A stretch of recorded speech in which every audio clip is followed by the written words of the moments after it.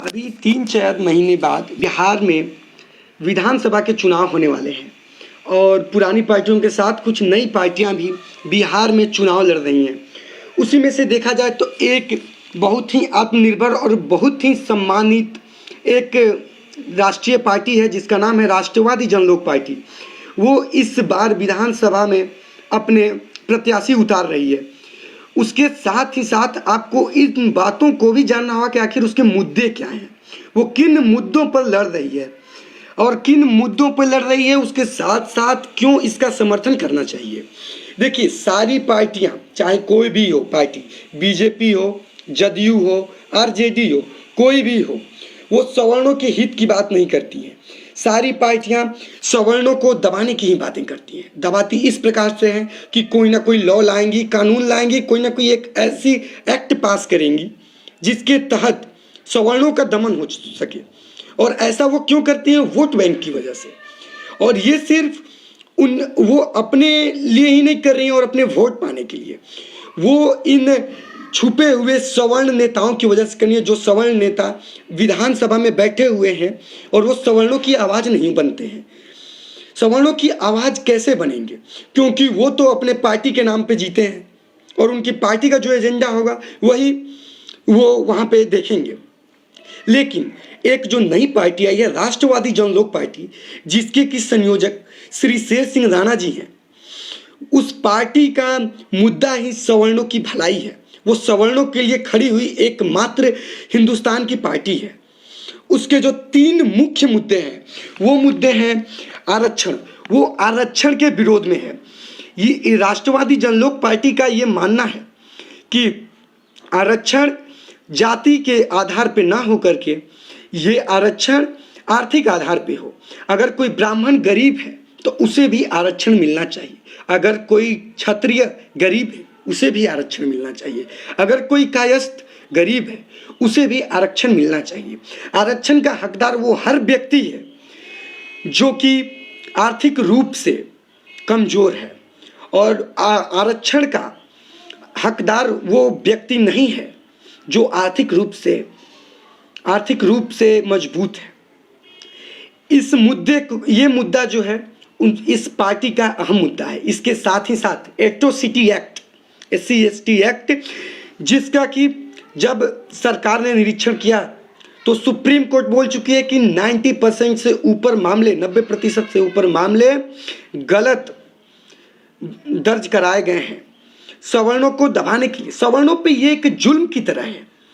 अगर एक हम उदाहरण लेते हैं, अगर हम दाऊद को भी पकड़ते हैं तो अदालत में उसके खिलाफ केस चलता है।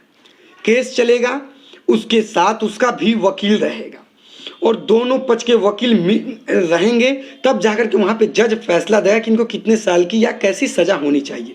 लेकिन यहाँ पर ये देखिए कि अगर सिर्फ केस हुआ सवर्णों के खिलाफ SC/ST एक्ट के तहत, तो बिना कोई छानबीन के सीधे उन्हें जेल में डाला जाएगा 6 महीने के लिए। ये तो सरासर अन्याय है और इसके खिलाफ कोई ऐसा नेता नहीं है जो इस मुद्दे को आगे ले जाए, इस मुद्दे को कहीं भी उठाए। जबकि सवर्णों के बहुत सारे नेता हैं, बहुत सारे हर पार्टियों में नेता हैं जो कि कार्य कर रहे हैं उस पार्टी के लिए, चाहे बीजेपी हो, जदयू हो, आरजेडी हो, कोई भी पार्टी हो।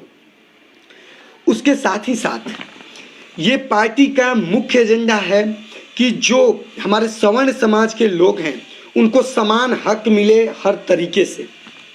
देखिए, एक हम उदाहरण लेते हैं। उदाहरण ये है कि जब एक फॉर्म निकलता है किसी भी जॉब का हो या फिर किसी एग्ज़ाम का हो, उस फॉर्म में यदि वो जनरल और OBC कैटेगरी का लड़का है, अगर वो अप्लाई कर रहा है तो उसको 800-1000 रुपये देने पड़ेंगे। और वही अगर SC/ST का बच्चा हो, चाहे वो आर्थिक रूप से कमज़ोर हो या ना हो, उसे 0 रुपये पेड करने होंगे। और सामान्य वर्ग का या OBC वर्ग का बच्चा, चाहे आर्थिक रूप से कमज़ोर हो या ना हो, उसे 1000 रुपये देने हैं। ये कैसा अन्याय है? ये बिहार में ऐसा है, ऐसा बिहार में। अगर इन सब चीज़ों को बदलना है तो मेरा सबसे आग्रह है कि राष्ट्रवादी जनलोक पार्टी, जो कि सवर्णों के हित के लिए लड़ रही है, कृपया इससे जुड़ें, इसका समर्थन करें जितने ज़्यादा से ज़्यादा लोग हो सकें, तथा अन्य समाज के भी लोग जो ऐसा चाहते हैं कि समाज में एक सर्व समाज की, जो विभिन्न समाज के लोग हैं सब एकजुट हों, तो वो साथ में आए, इस पार्टी के साथ में आए।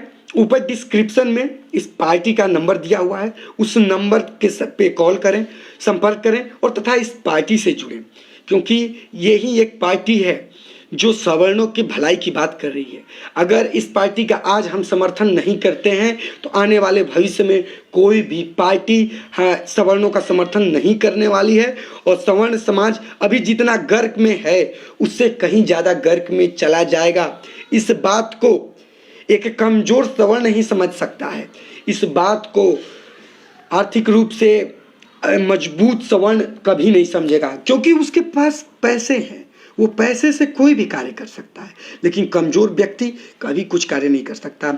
और दूसरा आग्रह ये है कि इस पार्टी का कमान वो सारे लोग जो इच्छुक हैं, चाहे युवा वर्ग से हों चाहे वरिष्ठ हों, मेरे सारे चाचा भाई बंधु सभी लोग आए, जुड़ें तथा इस पार्टी की कमान संभालें, क्योंकि बिहार को, हम लोगों को एकजुट होकर के बिहार को एक उन्नति के पथ पे ले जाना है। धन्यवाद। जय श्री राम। भारत माता की जय।